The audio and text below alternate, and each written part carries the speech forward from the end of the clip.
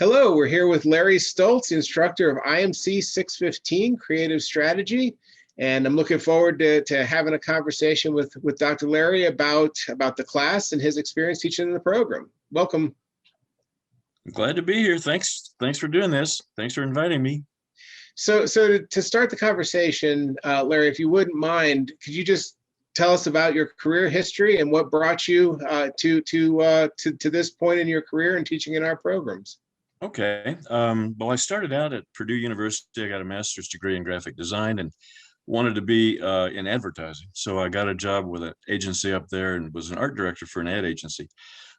Pretty soon, I got an opportunity to move to New Orleans and own my own business in partnership with a printing company.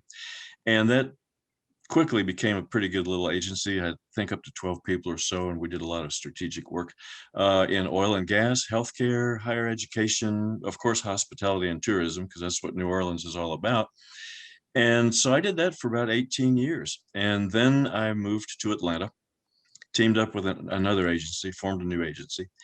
But I began to get really interested in the creative process and how people think and how they develop strategies. And then I worked for the portfolio. I taught at the Portfolio Center, taught at the Art Institute for about 18 years. And then I got my PhD, and about 2 months later, I met you, Chad, at the Advertising AAF conference in Louisville, Kentucky. And we sort of hit it off, and you said there was an opportunity to teach with your program, and I joined you 14 years ago. And I've been doing creative strategy and execution ever since. It's fun. So tell me a little bit more about what makes you passionate about teaching creative strategy and execution. Why is it fun? Well, I started studying books by people like Michalko and Csikszentmihalyi and just a lot of writers, people that did creative thinking processes, wrote about processes of how to develop strategies and then the big ideas. And there's some techniques that are just fascinating. And I learned that I could teach people to develop big ideas and develop strategies and creative thoughts using those processes. And so this course is that passion to come to life, because it's working with students individually and collectively to share and come up and reinforce the pursuit of the big idea. And so we do that in this class, and it fits my own passion. It fits the students' passion. Evidently, they all seem to really enjoy the class, and so I love seeing strategies become ideas and then become tactics and executions. And there are so many opportunities anymore with all the media channels we're working in. It keeps me fascinated, keeps me interested. So how has the course and the field changed over the past few years? It has changed greatly. When I got out of school and started in the business, I was trained as a Bauhaus designer, the Swiss tradition with Helvetica, less is more, simple colors, simple images, and it was all traditional media. So it was pretty easy to put together. The computer had not become part of the industry yet. And social media certainly didn't exist. But then as time moved on,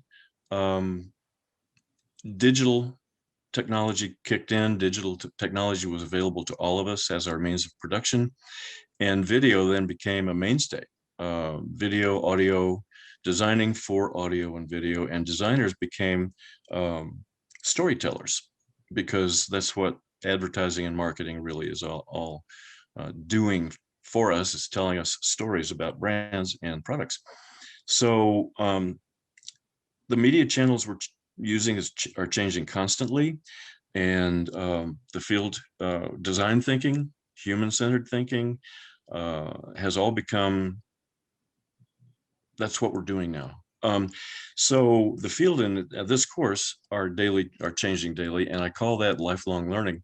We hear about lifelong learning all of our lives, but the course has to be changed virtually every time we teach it, because there's new information, there's new technologies, there's new techniques, new philosophies in marketing. And that all has to be put into the course every time we teach it, or it won't be current. It won't be relevant. So we have to update the course all the time. You can call it continuing education, but lifelong learning seems to be the tag I want to put on it. So that's what I do. Every time I teach it, it's different than it was last time. That's actually a great segue to the next question. So, we always look at that relevance of curriculum to the industry and to what practitioners are doing. So what are the things that students learn in your class that they can take into their careers immediately? Well, like I just was talking about, the awareness of new channels and tactics is and the awareness that you have to constantly be aware. It's critical that people know that's going to have to happen. But two other things is my students develop a creative confidence that sometimes they didn't know they had, or they didn't know they could be creative, and they develop the ability to think and be creative and put ideas on paper. And strategy development skills, because that's a mainstay in the class. The whole first 3 weeks is developing strategy and refining strategy, and then applying that strategy to executions. So those three things are the main takeaway from this class. Mm-hmm. So thinking about sort of student assessment and performance in the class, what do you think is most valuable about the discussions and as well about the assignments in the Excuse me. The discussions follow a progression, like I said, about strategy development. And we start out with discussions in doing market research and sharing that market research, doing a SWOT analysis on the client we've chosen. Each student picks their own client. No, they're not all working on the same client. So it keeps it fresh and meaningful to read each other's strategy statement and each other's SWOT statement. And you learn a lot. And so that carries through to the video and what we call non-traditional media, which is really, that term is sort of old, but emerging and new media, there's always something emerging. And so we discuss those things. We get into a discussion of, well, let's see, I had a list here, but anyway, social media, we even talk about artificial AI, artificial intelligence, AR, VR, and that's an open discussion. So, and it's a autonomous discussion that's open-ended and friendly and educational. Then the assignments, we do the same thing. We develop what we call executions in the media channels, variety of media channels, from traditional to new to social. And so by the time the student gets done with the assignments, they have a portfolio of work that covers many of the channels that we that we design for and write for. Great. So students often ask when they're planning their schedules, what the intensity of a course is, the workload intensity. So on a scale of 1 to 5, with 1 being the least intense and 5 being the most intense, how would you rate the creative strategy course in terms of workload intensity? And how many hours a week might a student expect to require to be successful in the class?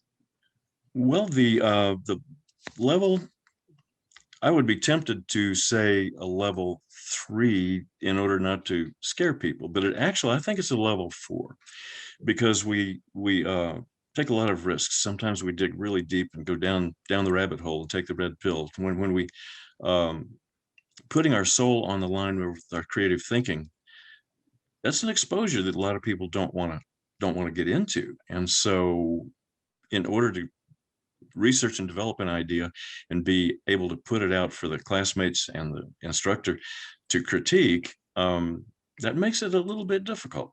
But it's a personal difficulty. It's not, it's not hours and hours and hours of work. I think there's 10 to 12 hours a week in this course that you've got to put into it. But it's a soul searching kind of hard. And so, most people come out of it fine and love it. Okay, so what do you think, if you were going to give some advice to students preparing to take IMC 615, what do they need to know, and what do you recommend they do in order to be successful? We share a lot of information with each other, and there are marketing blogs and sites. You can subscribe to many, and I provide the links to many of the marketing information sites, like Marketing Dive is one, Smart Briefs is another, even the ANA is another. And so to subscribe and read and share and apply the reading, not only the readings in the course, but also the internet feeds that you can get. That's something that we all learn to do. We depend on it. We have to do it. The other two things that students need to develop is a sense of curiosity. You have to be curious what's going on. You have to be paying attention. That's why we all walk around reading our cell phones all the time, because we're curious. There's a lot going on out there. There's a lot being fed to us. And so the curiosity is something that's a mainstay in creative thinking. And the other is purpose. I think that everybody has to develop a sense of purpose. What is your purpose? What is your passion? And if you know that, then you're going to develop yourself in your career into a direction, to go in a direction that you want to personally be. Well, my final question, you've taught with the program for a long time. You're an incredibly popular instructor, have been recognized by students with the Alexia Vanitas Teaching Award. And so I just wanted to ask you, what's your personal teaching style, and what do you think defines you as an instructor? Well, I see my students tell me that I'm encouraging and supportive. One thing that I like to tell people is that, come on and bring me your idea. Let's put your idea on the table. Don't just throw it away. There's no such thing as a bad idea. I mean, if we decide the idea is bad, we'll talk about it and we'll throw it away. But I believe that everybody can be creative, and every idea can be developed into something powerful and useful. And so that's what I try to work with students to do. I share a video every week that's based on the content, that elaborates on the content of the lesson in the course, and talks about what current developments. So that video gets posted every week for people to see. And like I said, I share a lot of news briefs and blog posts. I'm active. Every student I'm in touch with every student at least 3 times a week, and sometimes more. My goal is to build everybody's creative confidence and their career. That's my personal goal. I have students that apologize in the very first week of the class, and they say, "I'm sorry, but I'm not very creative." And by the time we get done in week 6 or 8, they come back, and I've had them come back and say, I didn't think I was creative, but now I guess maybe I am creative. And that's a personal goal of mine. It makes me feel really good that can happen. I've heard that from many of your students as well. So, well, thank you, Dr. Larry Stultz, for taking the time to talk about IMC 615. And I really appreciate the time and the insight. Enjoyed it. Thank you very much for having me.